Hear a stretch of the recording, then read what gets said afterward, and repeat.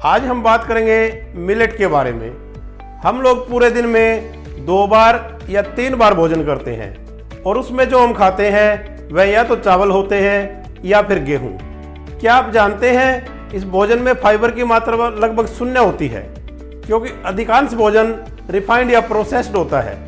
यहाँ तक कि आटे से बनी वस्तुओं को भी टेस्ट के लिए रिफाइंड किया जाता है।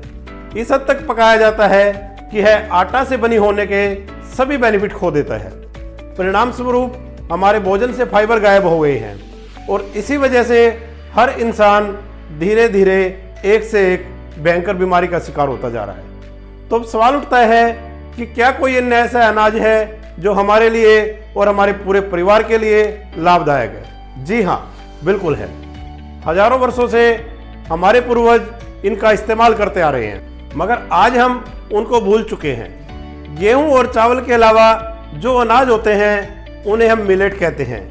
मिलेट को सबसे अधिक पोषण वाले अनाजों में से जाना जाता है। आपने अपने दादा या नाना से कहते सुना होगा कि हम तो मोटा खाते थे और मोटा पहनते थे और स्वस्थ रहते थे। वह मिलेट को मोटा अनाज कहते थे और सूती कपड़ों को मोटा पहनना कहते थे, और यह वाकई में सच भी था। हमारे पूर्वज 100 सालों से भी ज़्यादा निरोग जीवन जीते थे।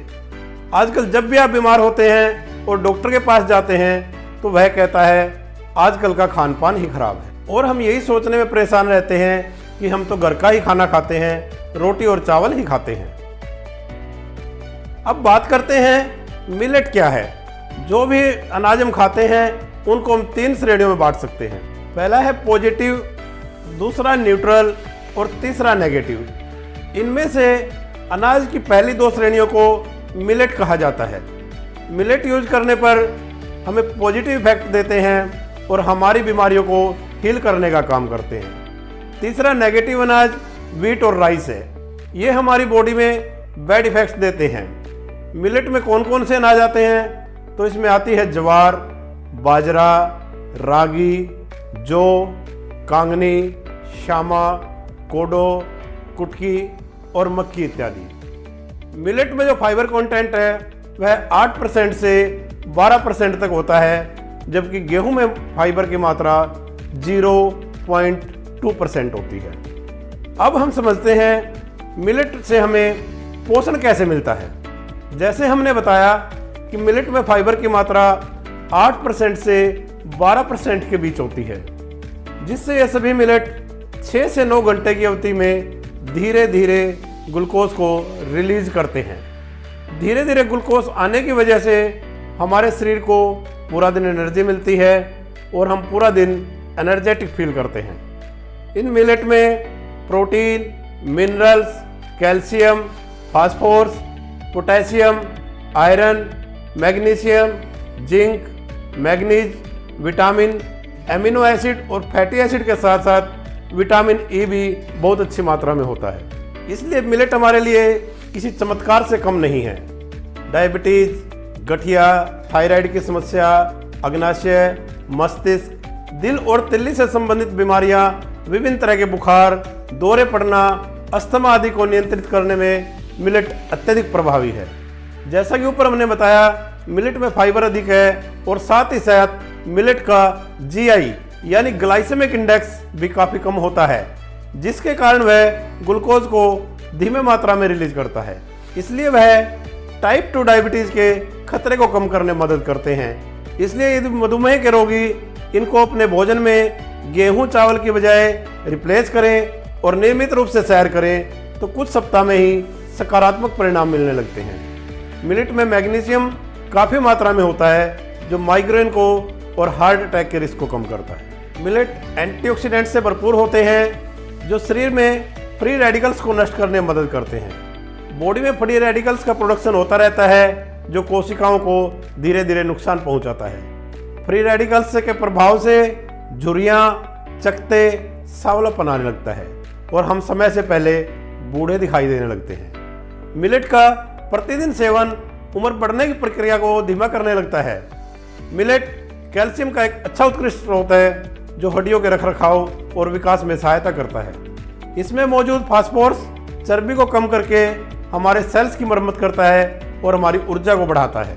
मिलेट में थायमीन भी भरपूर मात्रा में पाया जाता है, यह मिर्गी के रोगी को ठीक करने में बहुत हद तक मदद करता है। फाइबर से भरपूर खाद्य पदार्थ गैस्ट्रोइंटेस्टाइन को तंदुरुस्त रखते हैं और खराब पाचन जैसे कब्ज, ऐंठन, सूजन जैसी बीमारियों को खत्म करने में मदद करते हैं। पाचन क्रिया ठीक होने पर शरीर में पोषक तत्व बढ़ने लगते हैं और पेट के कैंसर और अल्सर जैसी पेट की समस्याओं को कम करते हैं। आज पथरी की समस्या हर घर में है। किडनी की पथरी को आप आसानी से निकाल सकते हैं, मगर गाल ब्लैडर की पथरी आप आसानी से नहीं निकाल सकते।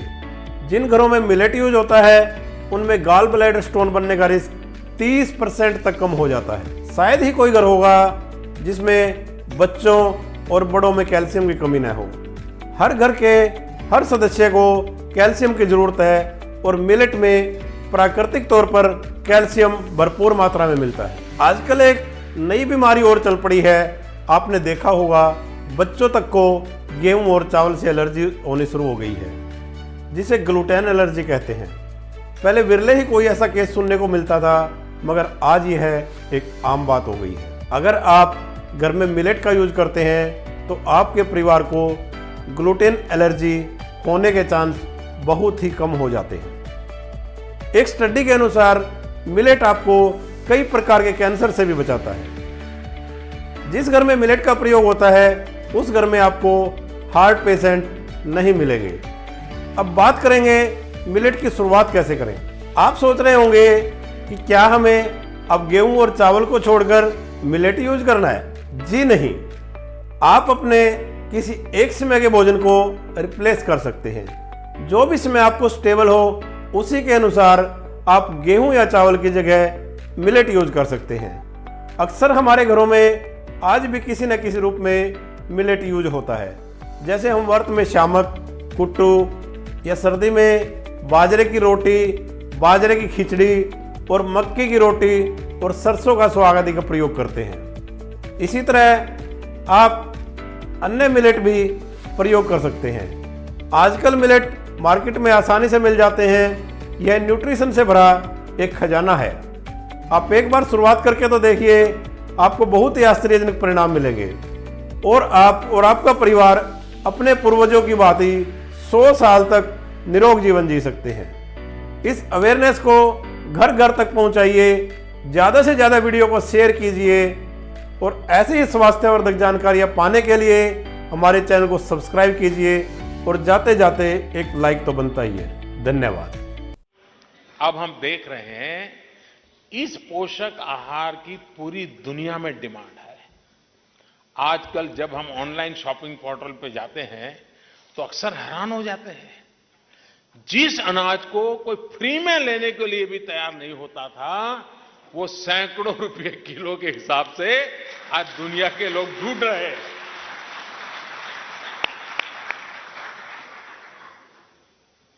अब हमारे बिहार की तरफ आप जाएंगे, वहां के सारा मखना है, अब आज धीरे धीरे इतना पॉपुलर हो रहा है, लोगों को लगता है भाई कैल्शियम है, आयरन है, तो इससे बढ़िया कुछ हो ही नहीं सकता है। अब धीरे धीरे उसकी, अब हमारा काम है कि उसका ग्लोबल मार्केटिंग कैसे हम खड़ा करें, पैकेजिंग बढ़िया कैसे करें और उसको जो भाषा में समझ आता है कैसे समझाएं। मैं समझता हूं कि बहुत सी बातें हैं। अब समय आ गया है कि न्यूट्रिशन के इस खजाने को फिर से भरा जाए। देश को मिलेट रिवॉल्यूशन पर काम बढ़ाना होगा।